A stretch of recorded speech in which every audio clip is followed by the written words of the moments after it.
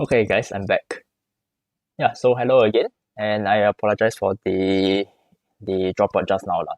I think Kira was mentioning my audio is quite muffled today, and actually that's because of my bandwidth lah. So I switched over to mobile data. Hopefully, it should be better. Yeah, now hello. Okay, welcome back, Kira. So like I said, this is the King's Indian Defense Blitz Arena on Lichess, and I'll be doing live commentary. This really is vintage King's Indian, the vanilla position with the G7, knight F6. And here white really has many plans, The whole idea, of course, is knight to C3, followed by E4. So let's say after knight to C3, E4, knight to F3. White has many options, such as bishop to G5. There's the option of E4 followed by F3 to advance G4 and so on. And many things are for black. Of course, the most common option is to allow white to set up the very massive pawn center and then go for pawn breaks such as c5 or f5. Right, so because of the slight delay, the tournament has already started, so I better get going. So let's look at the top board. Okay, we have a FIDE master playing at the black pieces with facing off against a 2100, and both sides have burst up their games. So this looks like it's going to go into a time scramble situation already. Actually, this is not opening teams anymore. This is already pretty much the end game. And on first glance, it looks like white might stand slightly better because of this pass pawn. But do also take note that black has the potential to create his own pass pawn on the king side, and if he's able to get a breakthrough over here, right, then I think black will be able to get sufficient counterplay lah. Yeah. Anyway, that looks like it might not. Oh, wait, what? Okay, so at first I was expecting white to try for something like this, but it seems that the white king is trying to use this pawn to distract black away. So when a black king is focused on getting that pawn, white can go and gobble up the other pawns, and then hopefully make them advance. But it seems that plan has backfired because black still has another pass pawn in reserve that he has managed to create, and that pass pawn is definitely much faster as compared to white's pawn majority. So yeah, not surprisingly, white has resigned in this position, and the game is over. Okay, I should really look for a game that has just started. So let me just browse through and see. Okay, this one looks interesting. Let's see. This is within 2K rated players. That's slightly stronger than me, and let's see what opening they chose. Okay, this is the bishop to G5 variation that I mentioned just now. I think that is called the Everbuck variation, named after the Yuri Everbuck himself. And the idea is that there are some tactics along this diagonal if black tries to push e5 later on. I'm not going to elaborate too deep into that. And anyway, this variation can transpose very easily into other lines of the King's Indian. Right, so let's just fast forward and go back. Yeah, usually you will notice something interesting that wait, let me just see here. I'm actually quite surprised he retreats the bishop very easily. Usually you want to put it there such that you want to provoke black into pushing h6 before you either drop the bishop back onto h4 or e3, right? Of course, you don't take because usually this knight is supposed to be a problem because it's stopping black from being able to push f5. Okay, I'm slowing down too much. Let me just go on it. Oh, what is this? Okay, f6 played and you take. That is, wow, that is some tactics happening there. And what happens after the dust settles? Let's take a look. Oh no, okay, so that was a blunder. And yeah, white has dropped 2 pieces. And looks like he's in a losing position now. Yeah, black is up a lot of pawns. I think these pass pawns will just advance. And there's really nothing much that white can do here. I think there's no point looking at this game anymore. Let's look at something else. Alright.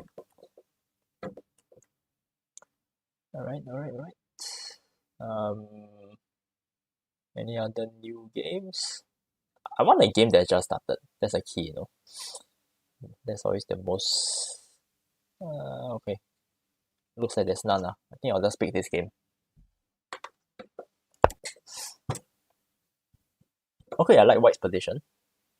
Already you see there's a lot of space. White has the unquestioned dominance of the open file. And knight here, does that mean that you drop this bishop? What does black get in return?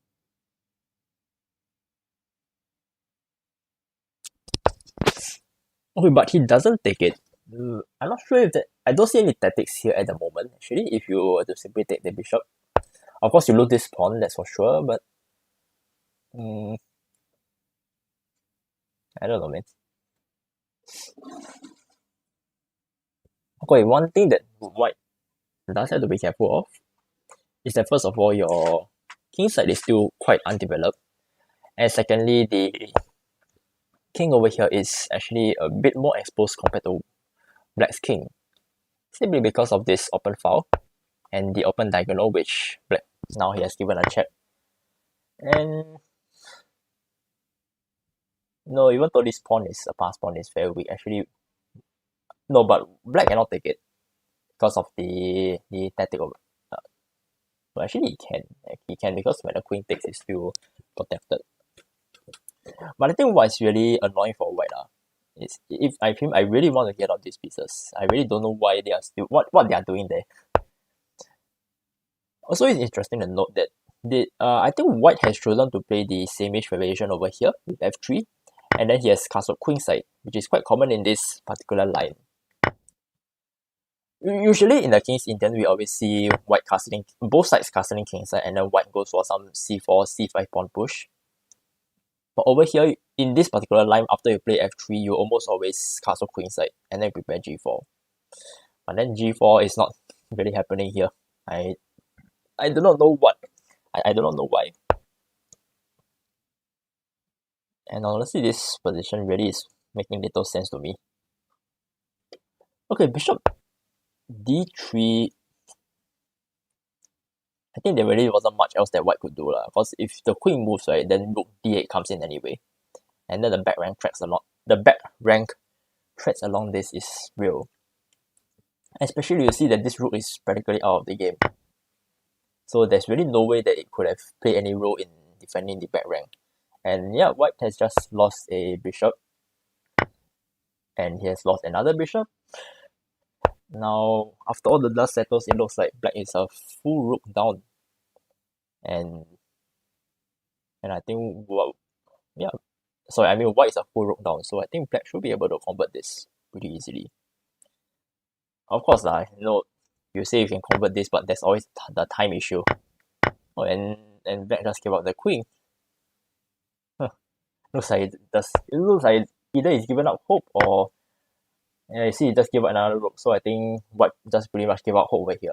There's always this yeah, anyway it's made. It's made. There's really no stopping it. If you get out, I think rook comes down, then there's mate. Mate is coming very soon. Yeah, but there's always this very interesting phenomenon where you're down on material or you're completely losing, you tend to just zone out and you pretty much just give up on the game. Yeah. I think that's what really distinguishes the amateurs like us from grandmasters. Like the real professional players, they know how to continue fighting on in the game. They know how to defend. Right?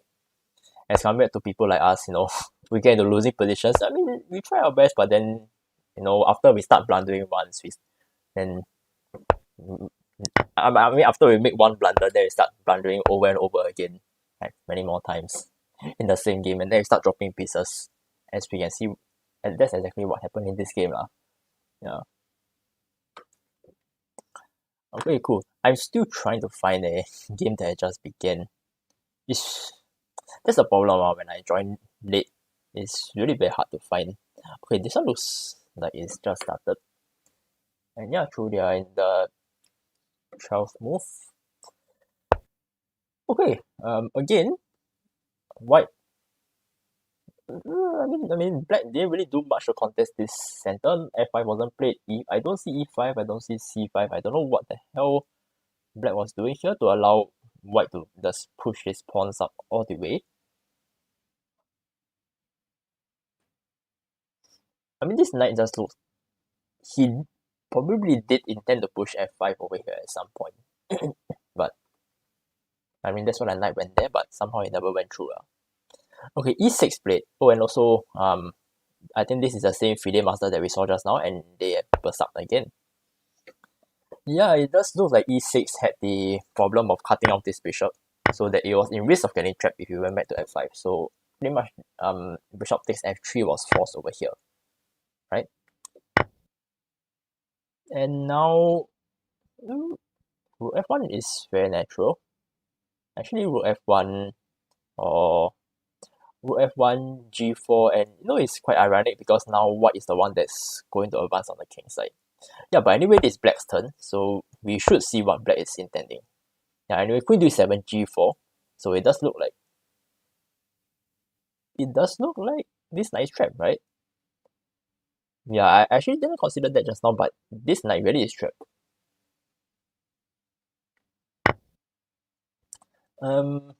I can just take because this knight is defended.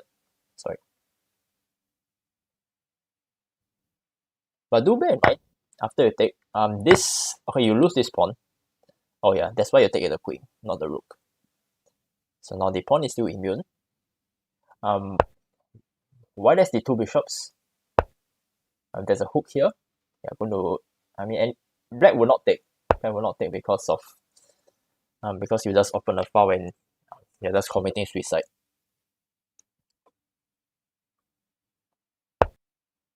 So I like this move because not only you got this, you also open up this rank for the queen to come in. So it's offense and defense at the same time. But I see it's very interesting, Neither side wants to take because whoever takes, it's not beneficial for either side. Like if white takes now, I think black can just take with the f pawn and then this rook will come to life. So that's one thing that white doesn't really want. So that's why it's not taking. On the other hand, black doesn't want to take because, like I said earlier, the g file will be a problem. Did he just give up the queen? Because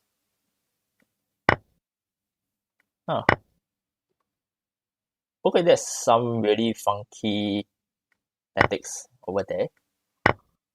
But either way, it just ends up with white still up in material, right? And after this, bishop takes. You just land. You just put your bishop back here. You pressure the pawns on the light squares, and I think life is good for white. Really. I mean f6, and then no lah. I mean after this, the king will just march in. I think the rook will just land here, and then infiltrate, or even just cut off this king altogether. Right? I don't think this pawn sacrifice was needed, but I mean that was a neat way to simplify the position.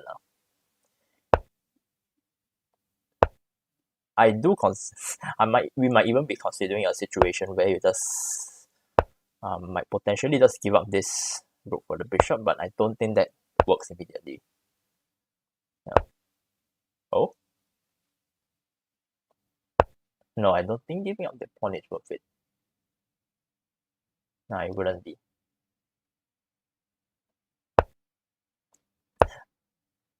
Okay, at first glance, black looks like they might have been getting counterplay, but I think after this move, it's quite clear that this pawn is going to be lost. There's really no good way to blockade it.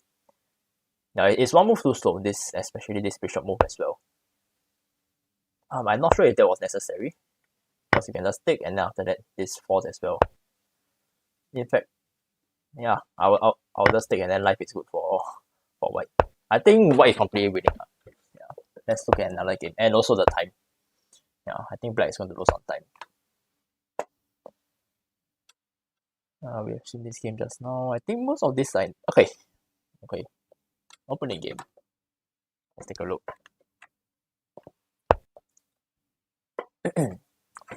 Just wondering. I think later I do have to remove that. Yeah, probably I do have to remove that earlier live stream.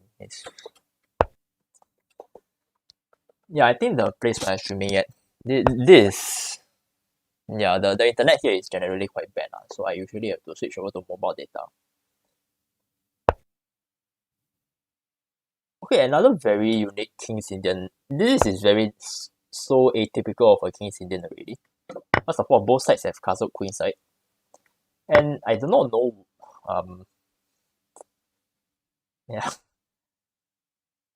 I don't know what has happened to White's supposed pawn structure. I mean, this queen is rather misplaced, right? Yeah, exactly. You want to get it off this diagonal, this file, so that you want to push e4 later on.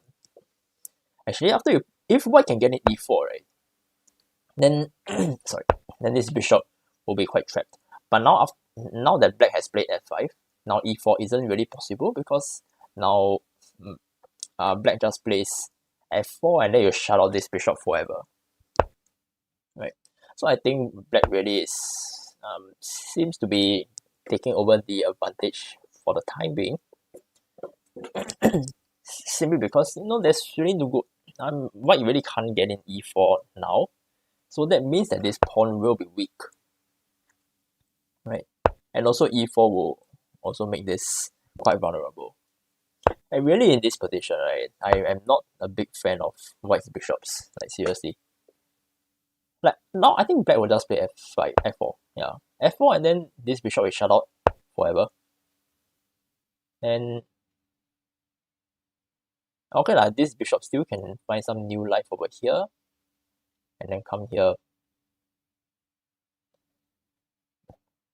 But my money is on the knight. I'll rather take the knight in this position. Yeah, so that's why I will rather take Black. Of course, one worry of Black is that this bishop is also shut out. So one way forward that I can see is that okay, he needs to get his bishop here onto this diagonal and then find a way to untangle his pieces. Yeah, I think his pieces are like slightly tripping at each other, so his choice of piece placement also wasn't the best. Okay, but rook to h6 now. So that clears the square, that clears the diagonal as well, and I'm liking that. Yep.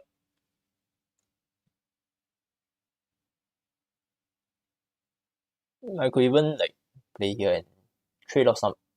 I think trading off will benefit Black because this bishop is really quite weak, right?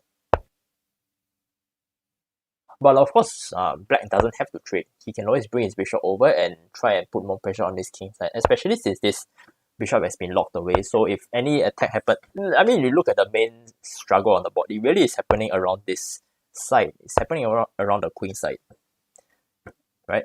And this bishop really cannot participate. It's just a spectator, honestly. So White is effectively a piece down on the queen side. And now you see, this bishop finds new life. Is now targeting this. Is reducing this bishop to a helpless defender. Okay, g5, trying to open up the position on the king side. Normally, I wouldn't really want that because if you open up the king side, you risk setting free this bishop. But I think if you calculate, it's still not so bad. Black can afford to do that because really, this bishop is not going anywhere. Yeah.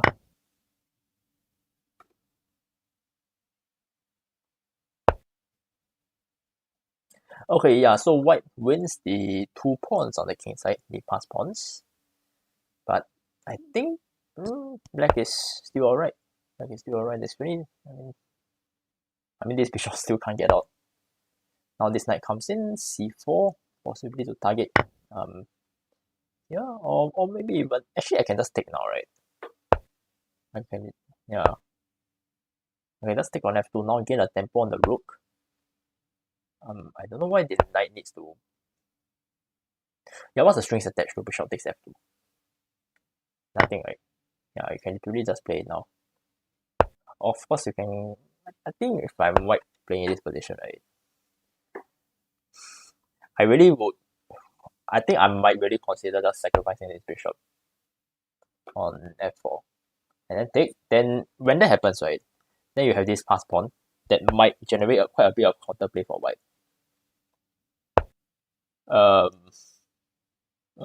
Yeah.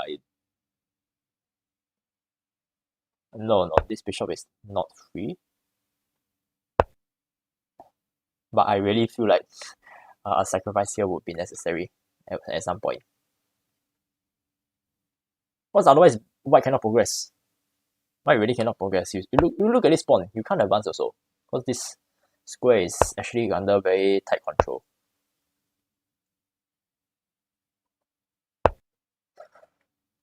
Yeah, black is going to win another pawn. And this is the base of the pawn chain, thus take note. Right? Hey, hello Jing Yang.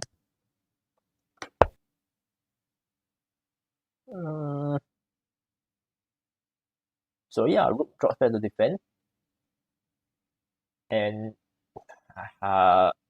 no, I wouldn't really want the rook here. I would rather the bishop come here, defend the base of the pawn chain, and then at least this rook can be released to generate some form of counterplay.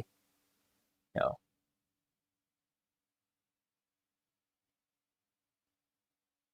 I still thinking of this idea. Sack the bishop altogether.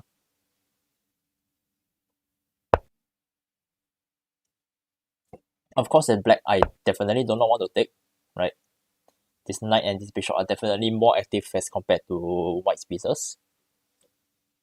A bit ironic, right? Like, white is a bishop pair, but the bishop pair is really just pretty useless in this position. You really rather a knight. Yeah.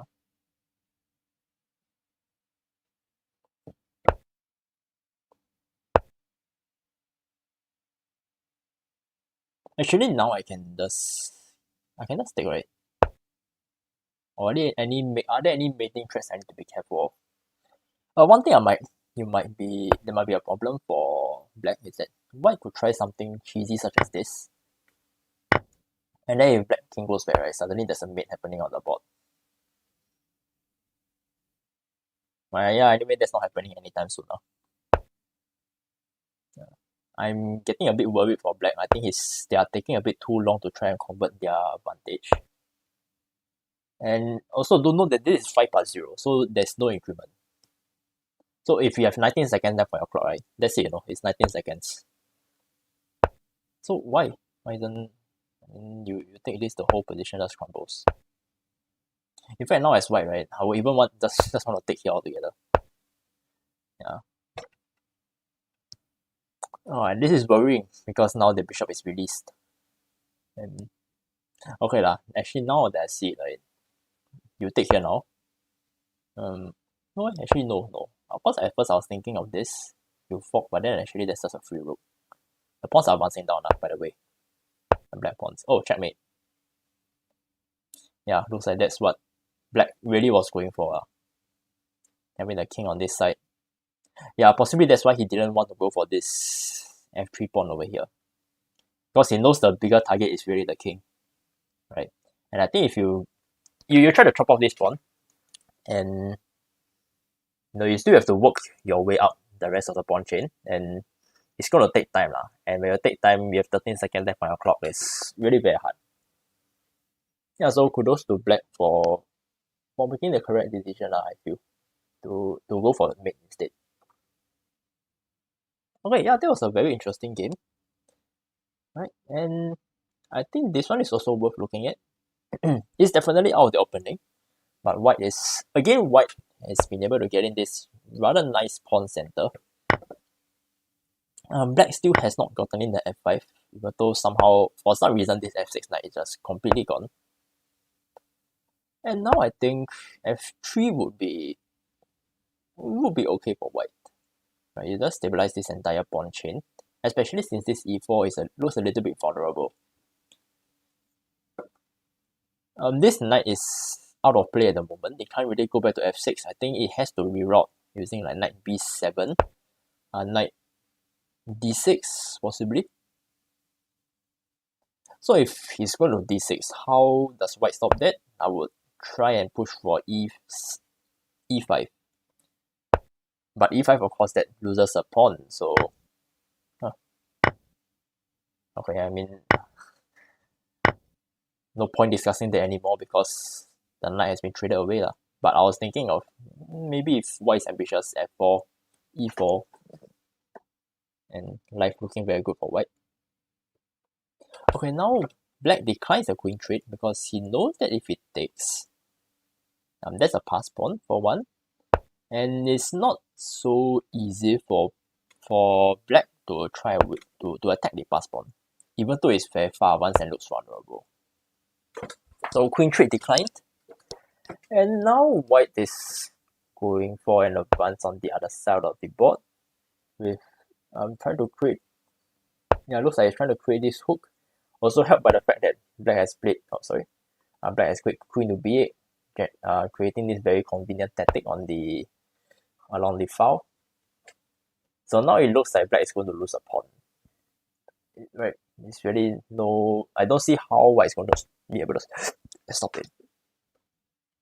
Okay, bishop e5, and you can either push h2 or you can either ignore it altogether. My money will be to ignore it because you push, right, then you have a whole ton of dark square weaknesses.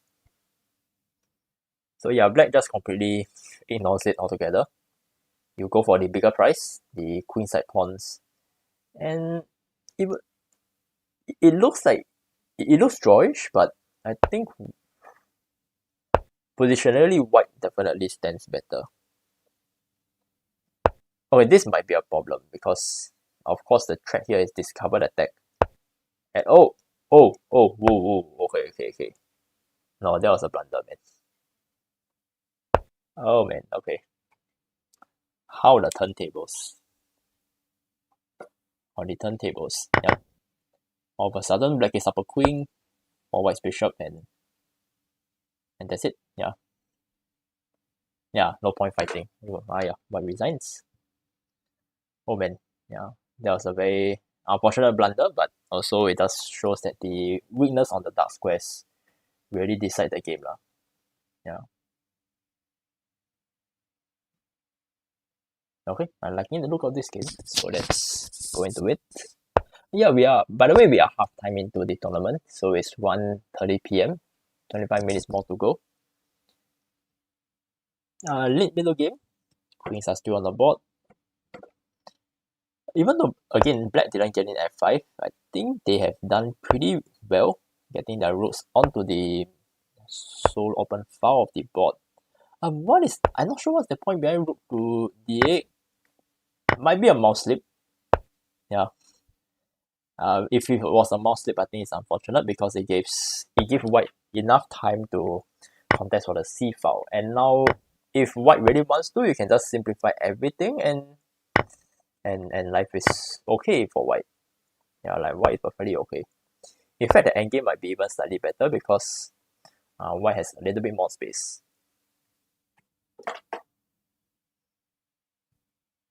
I felt knight takes wasn't the best. I think bishop takes and try and relocate here to try and put some pressure on this pawn. Right. I mean, it's still not too late to do that. Right. There's bishop c1 now because I think the bishop doesn't really have anywhere else to go. Sorry. I don't get it. This knight has moved how many times? 1, 2, 3, 4 times just to get the bishop out of the board and just exchange off on this file. I don't really get what white is thinking here. Yeah. It doesn't look very efficient the way that he's playing. I mean, yeah, I know I just insulted 2300 and I don't really care.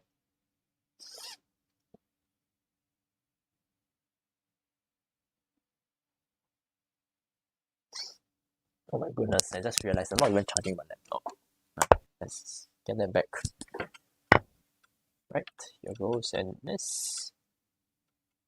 How many viewers do we have? I can't really see from here. Okay, but I think white still stands better. First, mainly because of the pawn structure. Right, a double isolated pawns. This bishop is the attacker. The knight is tied down to defending it. So what white might consider doing is, yeah, you see he's relocating now to e1. He might be thinking of this as well. I mean, he's keeping it flexible also, lah. Right? Like now, this pretty much just forces the knight to go back or to go forward. You go forward, I think h3, right? h3, then he has to retreat, because if you go here, you trap the knight. So that's obviously out. You have to go back, and now it does break through. You break through, and now this passed pawn is going to decide matters for the game. I think here onwards, you just push your king up. You slowly advance these pawns forward, and hopefully at one point you can like get a fork on the king and the knight lah. Then the resulting endgame will be really easy. Like for example now, right? You think black can see it with 6 seconds? Yep, he does see it. He sees it. He does king up, very simple now. Can even consider this now. Sorry, my throat. Yeah, just win the pawn. And then pass pawns on both sides. I think life is good. Yep. Let's just watch this to the end. I mean, 1 second left, no increment. He's gonna win. Yep, timeout.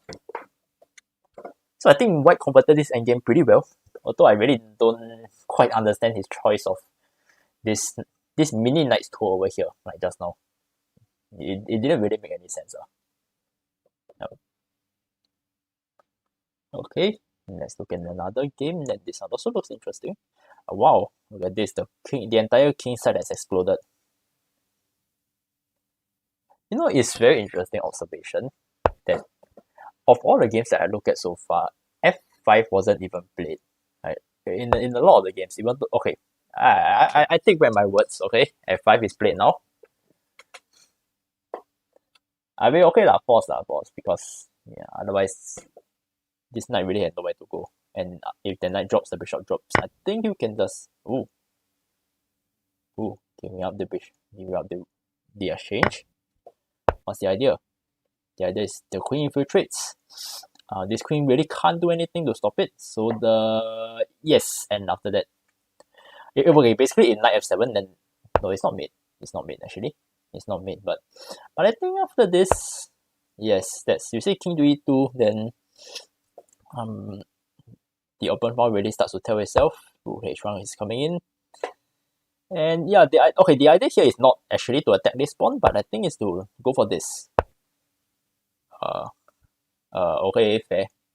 Okay, fine. I mean, otherwise this knight falls. And now there's another attacker coming in. So the idea that of course you take, then this rook falls.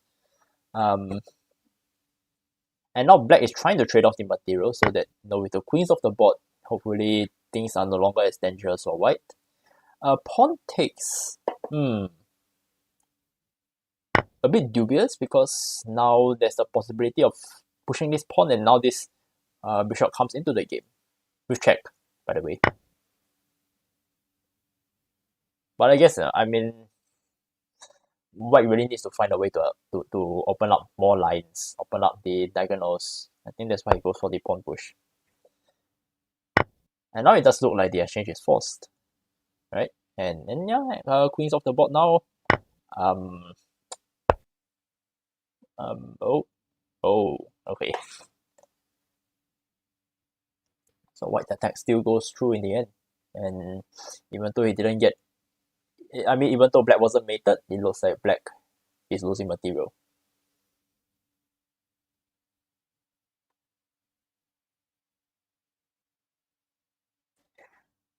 That's all fun. You think you'll take here or you'll take here? I'm quite sure either way wins. But yeah, you think that. That wins more material, technically. Okay, also because the idea is that earlier white give up the exchange. So you go for this, you are basically just black is just giving back the material and nothing much. Over here definitely white is in the upper hand.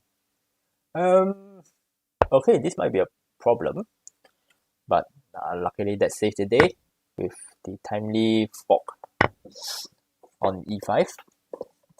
And now it's really 2 bishops and 2 pawns versus a rook that has not moved at all since the start of the game until now. Yeah, I do have this. This would have been very fun to watch, trying to get a skewer here. Last that doesn't happen. Oh, that might still happen. I mean, at this point, white really just wants to trade off the material and go for the easy endgame win. And also, black is down to their last 40 seconds. So it's going to be harder and harder for him to make accurate defense over here. White is up on time, almost 2 minutes. Hey, come on, man! I still like this. But okay, fair enough. Go for the pawns. Go for the pawns. Life is good. Advance here. Indirect defense. You still can go for this. I'm sure the number of pawns is more than enough for you to handle. Ooh, wait. That's a blunder, right? It's not. Okay, but I think that's a worthwhile trade. Right? So at the end of the day, white is still a full bishop up and a few pawns. So life is still good.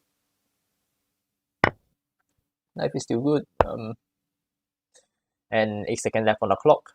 Don't think black can hope to survive this. Even though I think in the longer game, they might still have chances of holding this if white is not careful. But anyway, it doesn't happen. Black runs out of time, and yeah, another victory for white.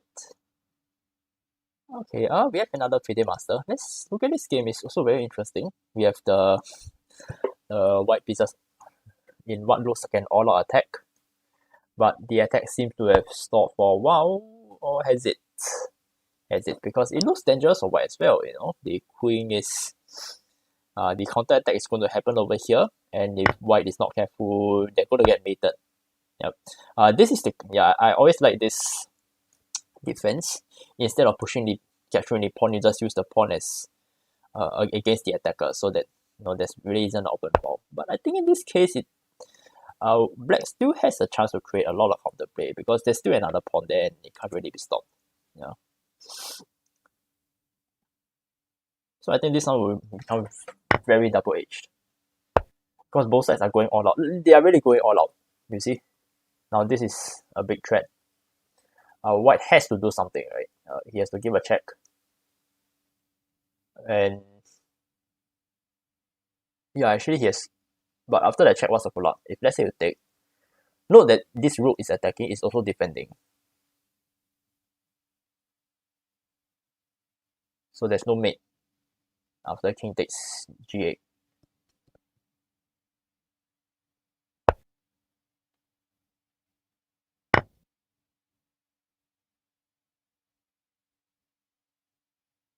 Yeah, I really can't see any follow-up for white. Even this is not possible. And meanwhile, it's literally made in one. Right?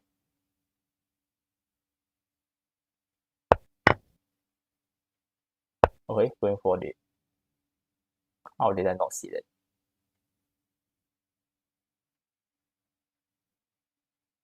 Wow.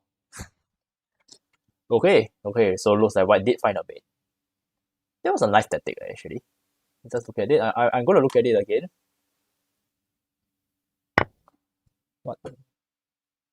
What's the theme of this? It's like deflecting the king, right? Away from the defense of this. Wow, that's really neat. Yeah. I didn't see that. How the turntables, right? Okay, this one looks good as well. You see again, f5 not played. And both sides, wow. We're really seeing a lot of a very wide variety of pawn structures here today. I don't even know what's this structure called. Okay, anyway, this bishop takes f5 is played, so now there's the double pawns, and no good way for black to defend other than just pushing it, which does look correct because if you take, there's a pin over here, so you can't take. You can't really push as well because that's free, and after knight takes, this is free as well, right? So you might have to leave it there. Also, do note that bishop cannot take because this rook is trapped. Right? So yeah, you have to let it take, and then after the exchange here, black just gets back control of the e file anyway. Right? And that exactly is played. And I think white will have to find a way to generate some counterplay along this f file. So for example, here, rook to f1. Yes, that is played, forcing black to come out with some solution, possibly. Oh, okay, yes, you give out this rook, you give out the bishop, you get back the rook. And okay, you don't go for the mate, but you go for material. All good, and I think now there's there really is this big threat. Okay, that does not seem to happen anymore because of the queen, but they resign. They resign after the queen trade. I mean, not surprising, you are down in material, but is there any immediate win here? Not that I can see of, but yeah, I'm not surprised why black resigns. Yeah, that's a complete piece down. Okay, we have 10 minutes left to the end of this tournament, and I think we have time for one last game. What is this? What is the queen doing there? What is the king doing here? This queen, if you are allowed... Okay, if white is allowed to play here, and then this queen might be in danger of getting trapped. The problem is, I don't think that's going to happen anytime soon because this king is tied down to the defense of this pawn over here. And now there's a real threat of knight. No, not a real threat, sorry. But I think here, you need to take first. You take, and then after that, knight here, check. And that might even be winning for white. I mean, I haven't looked at the variations completely to be sure lah. Right.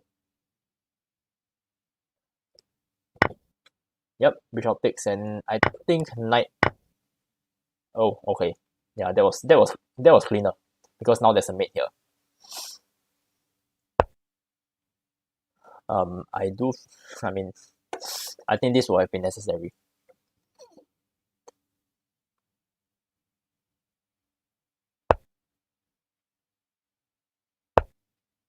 And now just win this bishop right out because of this spin. Yep, white resigns here. Really no good way to... I mean the queen was lost.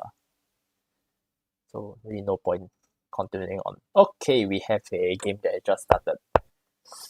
And we have the Franchetto variation. So for those of y'all who are big fans of the Catalan, y'all would love this opening. Black goes for a anti-Catalan setup with the pawn on c6. The whole idea is meant to blunt that bishop's pressure along this diagonal so that the bishop can just develop as per normal without worrying about this pawn. It's a very respectable defense against this setup. Another setup that I've seen before also is queen to a5, queen to h5. That's for the more aggressive players. And then if white is not careful, black might have a very strong attack. But I don't think we are seeing that today. We are seeing a more positional struggle. E5 is a very normal move. Usually I would be, as white, you don't really take, you just keep the pressure there. If you push e4, this pawn will become weak, right? Actually, if you push e4, white can just go for e5 and d5 later on. And then this pawn is like pretty much just cut off completely. In fact, I think white might even consider d5 at some point. And then you literally just lock down the entire center. So both bishops become bad.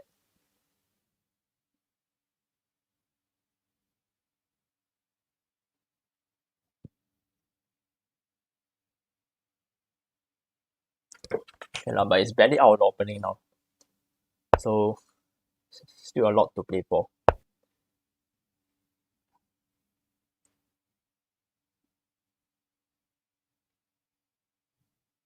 Okay, so the idea here is that the bishop cannot move back because of the pressure here. So if the knight retreats, for example, then you take and there's a double pawn. So that's why the queen moved there to prevent that from happening. But now I think the bishop is at danger of getting trapped, right? Of course, you can't push this immediately because of you just lose the pawn. But black does have to be mindful of the weak position of the bishop and the knight. I think sooner or later the knight has to retreat. Otherwise, you will just fall prey to a lot of potential tactics. Okay, and a lot of isn't that a free pawn? Oh, okay, no, it's not. It's not. It's not because of this knight.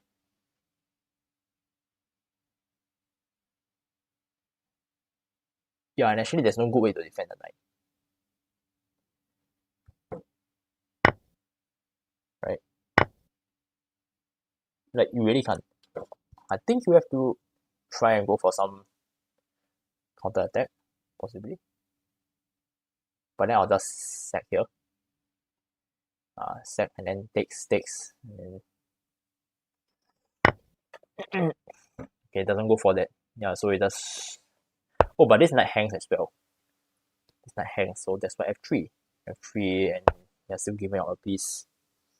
I'm predicting rook would oh. Okay.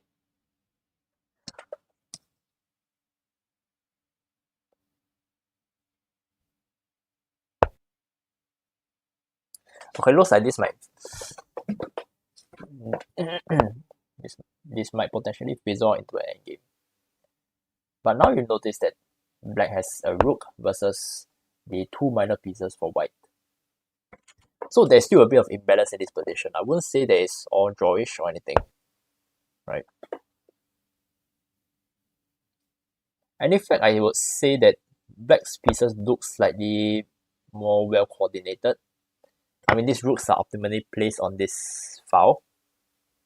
The white's pawn structure doesn't look the best. I mean, this bishop looks very strong, but I think it can be easily undermined with this. So let's say you push, and then after that you get a free open file for this rook. And usually the side playing with the rook, they always want the open files, right? As compared to the side with the minor pieces. Yeah, you see this white pieces over here, really they don't look like they're doing anything. Like they are quite discoordinated, so I would rather take black in this position. Even though usually people say that two minor pieces is better. Yeah, but I think in this case I would rather take black.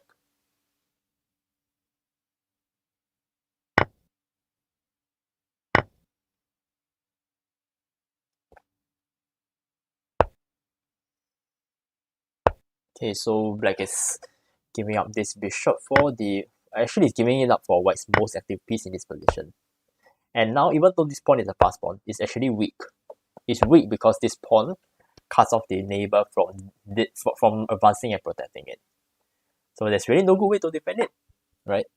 White needs to find something else to play for. I don't think this pawn has any hope of surviving, right? Possibly something like this. And see if we are able to get some form of attack on this pawn, but don't think it'll work. Yeah.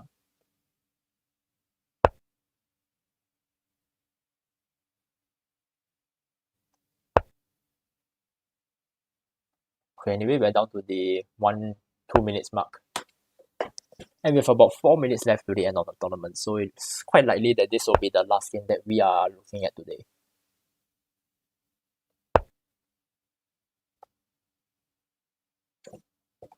So the idea here is that if you push, then I get a free pawn. I think this will be that's very aggressive. These kind of lines you want to play them, you do need to calculate a lot. So the idea here now is that takes and you win back the pawn, right?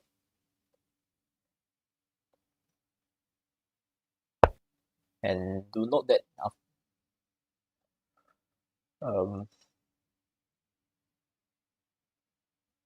black doesn't go for the pawn for some reason. I think he wants to keep the rook here to ensure that this knight is still pinned. Now white save the pawn. And the question is, will white will black take? My bet is no, because you take, you are damaging your own pawn structure, even though yes, you win a pawn. Yeah. What black wants to do is to try and entice white to capture here. You get this pass pawn couple. Or eventually white might want to consider just pushing this outright and then just advancing down. And then just leave this pawn alone. And let's say for example now you just push, you gain tempo on the king, and after that when the king goes back you just support. And this knight really is not going anywhere. Right, a lot of the squares are limited. I think for example it has to go here. Right, and then possibly here, but it doesn't, it goes for another route. Of course, he has to be careful of the potential pawn fork that might happen if white is not careful. Okay, I don't think a sack of the rook will work now. Yeah, because it comes with check, so not gonna work. But this might work. Let's say here, and let's say white's not careful. Then you have a fork here. Oh, whoa, whoa, whoa, whoa, whoa! Oh goodness. Okay.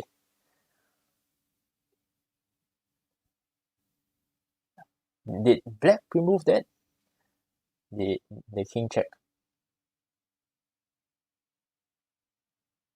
Yeah, yeah. That was a very unfortunate blunder, man. Just give away the rook entirely. Otherwise, this would have been a very exciting endgame, and I think black would have been the one who would have been able to convert it. I think he blunders because either that was a pre-move, or he's just low on time, like 14 seconds. Yeah.